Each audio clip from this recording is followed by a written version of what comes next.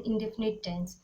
Earlier I thought to talk it differently. Means simple tense is for be forms like is, am, are, was, well. When we simply talk uh, about being a thing, means जैसे बाग में आम का एक पेड़ है, there is a mango tree in the garden. यहाँ हम केवल ये बता रहे हैं कि आम का एक पेड़ है. हम ये नहीं बता रहे हैं कि क्या हो रहा है या कोई क्या कर रहा है. हम डू वर्ब के सेंस में बात नहीं कर रहे हैं, हम करने के सेंस में बात नहीं कर रहे हैं, हम होने के सेंस में बात कर रहे हैं. वर्ब बी फॉर्म की बात कर रहे हैं. बी फॉर्म मतलब is, am, are, was, were, will be, shall be form के बारे में बात कर रहे हैं. तो उसको हम सिंपल टेंस के रूप में पढ़ते हैं. बट बहुत सी किताबों में चूंकि ये इसी तरीके से दिया हुआ है, मतलब जब हम इंडेफिनिट टेंस के सेंस में इसको दिया हुआ है बहुत किताबों में, तो फ़िलहाल मैंने सोचा कि आपके लिए चीज़ें ज़्यादा कंफ्यूजिंग नहीं बनाते हैं और इसको उसी तरीके से लेते हैं. तो सिंपल या इंडेफिनिट टेंस में क्या होता है कि इसमें केवल ये बताया जाता है कि एक काम होता है, एज हैबिट या इन जनरली कोई काम होता है. एक नॉर्मल स्टेटमेंट हम देते हैं किसी भी, जो पहले हमने टाइम की बात की, पास्ट टाइम, प्रेजेंट टाइम और फ्यूचर टाइम, उन तीनों में से किसी में भी ऐसा हो सकता है कि आपको एक हैबिचुअल स्टेटमेंट के तौर पे बताया जाए कि कोई काम होता है, या यूनिवर्सल फैक्ट के तौर पे बताया जाए. तो उस समय ये इसका कंटिन्यूएंस का सीक्वेंस क्या होगा, वो सिंपल या इंडेफिनिट टेंस में होगा. एंड देन कंटिन्यूअस फॉर्म में तीनों में से कोई भी टेंस अपना कंटिन्यूअस फॉर्म भी ले सकता है. जैसे प्रेजेंट में देखें तो I am writing a letter, मैं एक पत्र लिख रहा हूँ, मतलब मैं वर्तमान में एक पत्र लिख रहा हूँ. The action is incomplete. Okay, means when it started, when will it be finished, nothing of such thing has been told to you.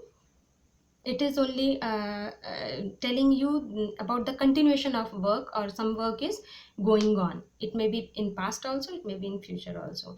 And then we have perfect tense. For example, I have written a letter, the action is finished here. You can see I have written a letter, मैं एक पत्र लिख चुका हूँ, मतलब ये काम खत्म हो चुका है. ओके, द कंप्लीट और perfect with respect to a certain, किसी समय पर ये खत्म हो चुका है. And then we have perfect continuous form. Okay, जब हमें ये बताना है कि एक काम शुरू हुआ और अभी वो चल रहा है, मतलब उसका एक सर्टेन टाइम था जब ये शुरू हुआ और अभी ये चल रहा है. For example, I have been writing, मैं लिखता रहा हूँ. There must have been certain time when I started it, I am still writing it. Okay, the action is going on continuously over a long period of time in it. Okay, तो ये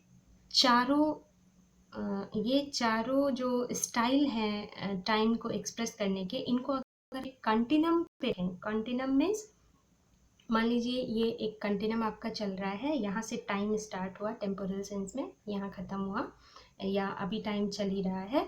अब इसको आप अगर 3 time sense में बांटें, ये आपका present है. ओके, ये आपका, सॉरी,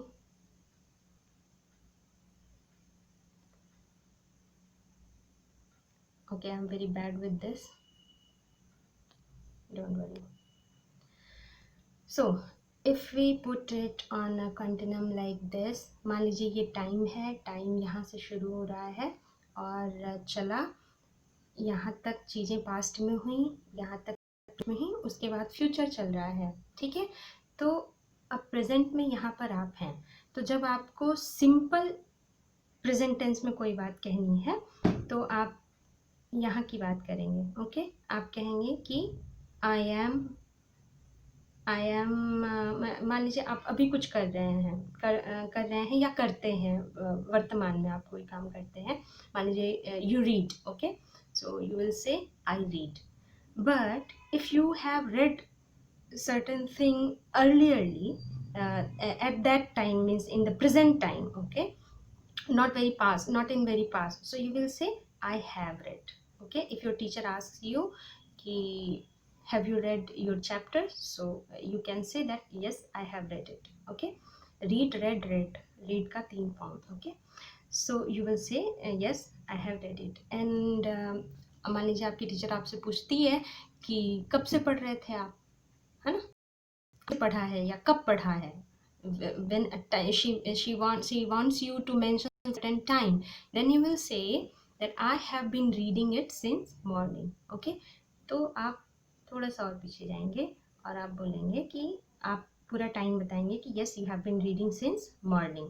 और जब आप सिंपली बताएंगे कि मैं पढ़ रहा हूँ, आई एम रीडिंग, इस टाइम में मैं पढ़ रहा हूँ, तो आप यहीं की बात करते हैं. Okay, and then in past tense when you are telling about a habit, then it crosses the limit of present. Okay, when you are talking in present कि आप पढ़ रहे हैं, तो आप यहाँ से लेके यहाँ तक किसी की भी बात कर सकते हैं. ओके, मतलब प्रेजेंट में आप पढ़ रहे हैं वो किताब, कब से शुरू किया, कब ख़त्म करेंगे, इसका कोई मेंशन नहीं होता है, बस आप प्रेजेंट में वो काम कर रहे हैं. So let's go to the past. Past में क्या होता है कि जैसे आप कोई काम कंटिन्यूसली पास्ट में करते रहे हैं एज अ हैबिट. जैसे मैं पढ़ता था, जब मैं छोटा था तो मैं पढ़ता था. I use to read when I was a child. तो आप पास्ट में कोई किसी भी टाइम का किसी भी कंटिन्यूम, मतलब इस कंटिन्यूम में किसी भी टाइम की बात कर सकते हैं. बेसिकली आप रिसेंटली पास्ट की बात करते हैं. Okay, not very far from present. Okay, and but when you talk about past continuous, then you talk of any time of the recent past from the present. Okay, but when you talk about past perfect, that means कि you are talking about something past of the past. जो चीज past में भी past में हुई, you are talking about that action. मैं पढ़ चुका था means past में भी आपने पढ़ने का काम कर लिया था. had read. Okay, had is the verb form for past perfect tense, and then verb का थर्ड फॉर्म यूज होता है. वो सारे नियम बताए जाएंगे, आपको पढ़ाए जाएंगे. एक एक टेंस हम एक एक वीडियो में कवर करेंगे.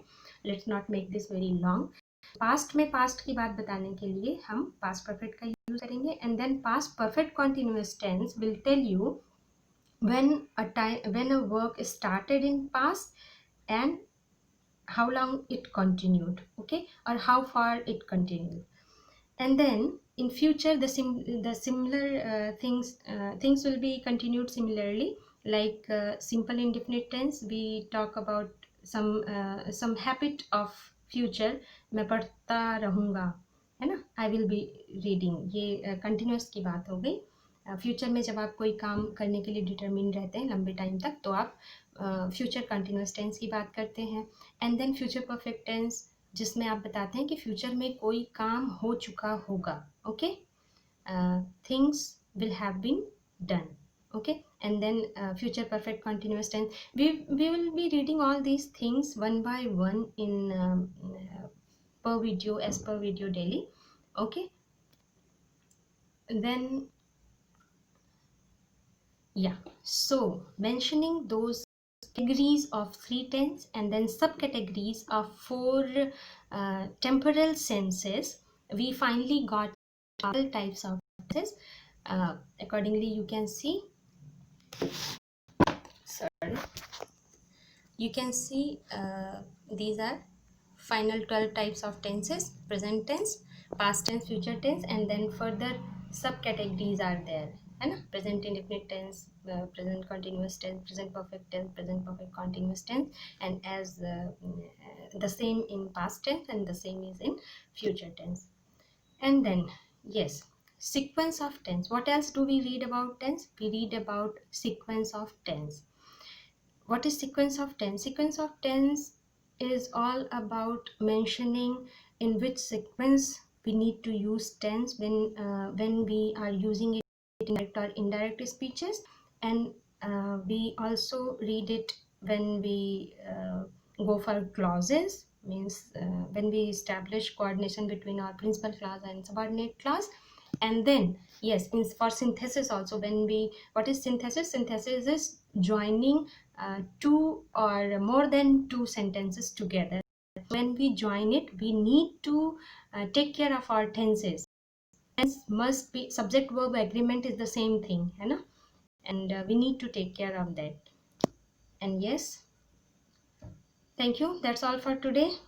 Hope you understood all these things.